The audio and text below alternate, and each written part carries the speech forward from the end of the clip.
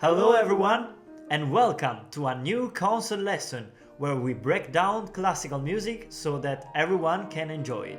My name is Tommaso Polloni and today we will listen to one of the most iconic pieces for horn, Mozart's Horn Concerto No. 3.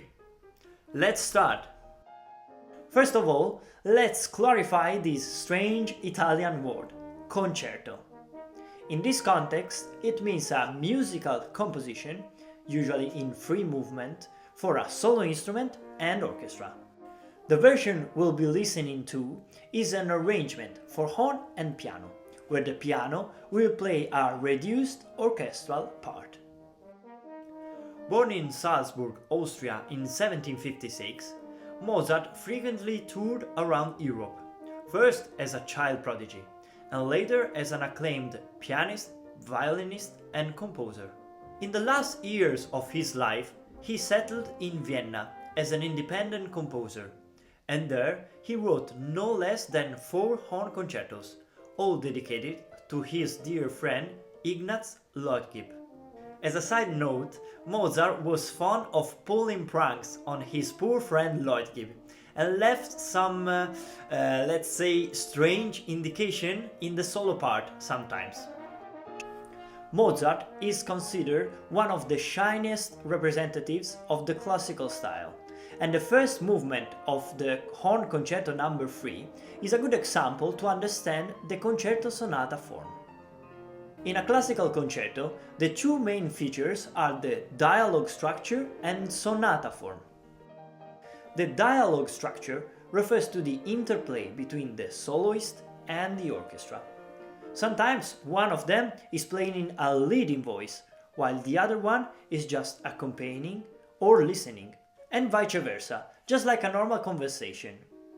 In classical concertos, this is often framed within a sonata form, a three-part structure with an exposition, a development, and a recapitulation. In the exposition, the composer introduces 2 themes or musical ideas. Usually one is bold and the other one is lyrical. Next comes the development, where these ideas are creatively explored, twisted, and transformed. And finally, the recapitulation brings back the original themes, now unified, to wrap things up.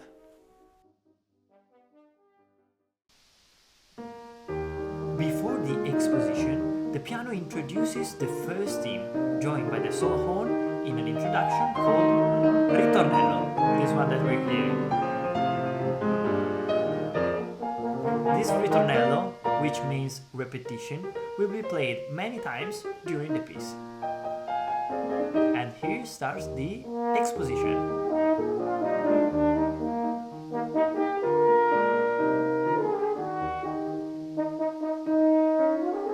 With the first theme played by the horn.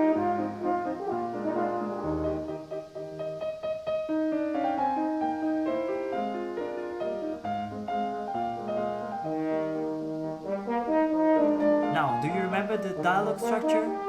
Listen to the themes that are going through the horn and the piano and back again.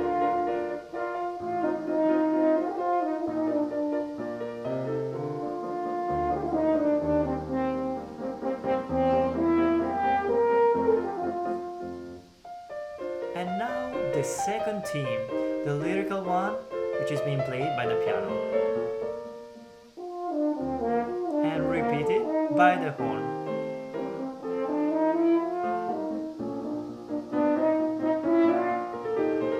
The excitement is growing into a so-called display passage. This is used to show the virtuosity of the soloist.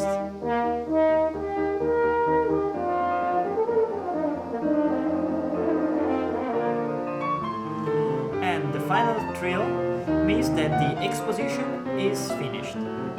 Now the piano is playing the so-called ritornello, the same that we heard in the first bars while the horn was playing along. But now the horn is silent and will join again for the development section. Now listen to this third motif, the same that preceded the exposition. And this second time, it's a little bit changed. That's called a modulation. And here is is the development section. Listen to the new ideas.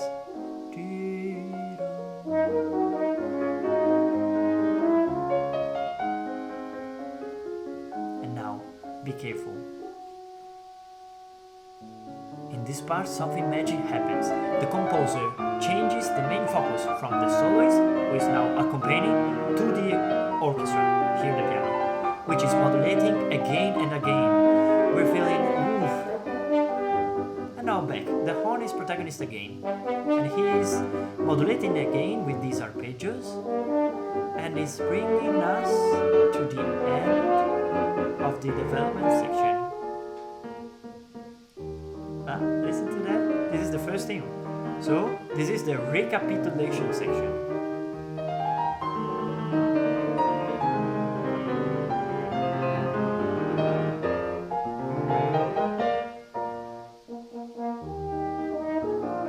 And the horn plays the first theme again.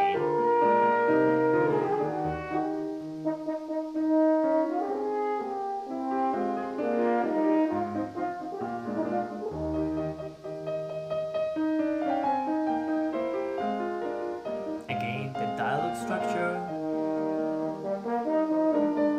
piano, horn, piano,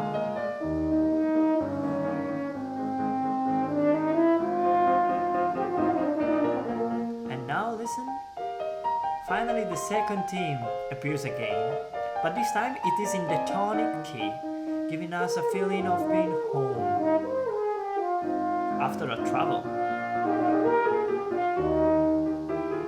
Lastly, another display passage with the soloist that can shine once again, and ending again with the lip trill.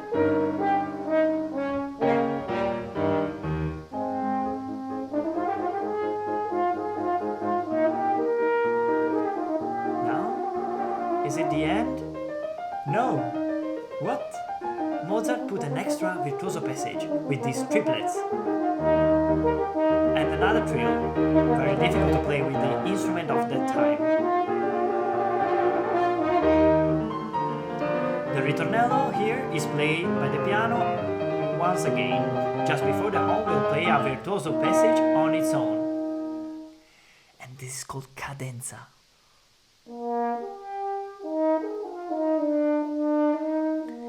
During the cadenza, the soloist can improvise and play anything he wants. Can you hear some ideas from the exposition? But this looks like the ritornello, huh?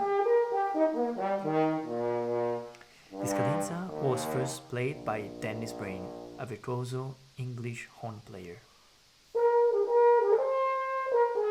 And here the final trill is the signal for the orchestra to start over again, with the last ritornello. The first movement ends with the horn playing a fanfare-like passage, very common in the orchestral writing from Mozart, Haydn and classical composers.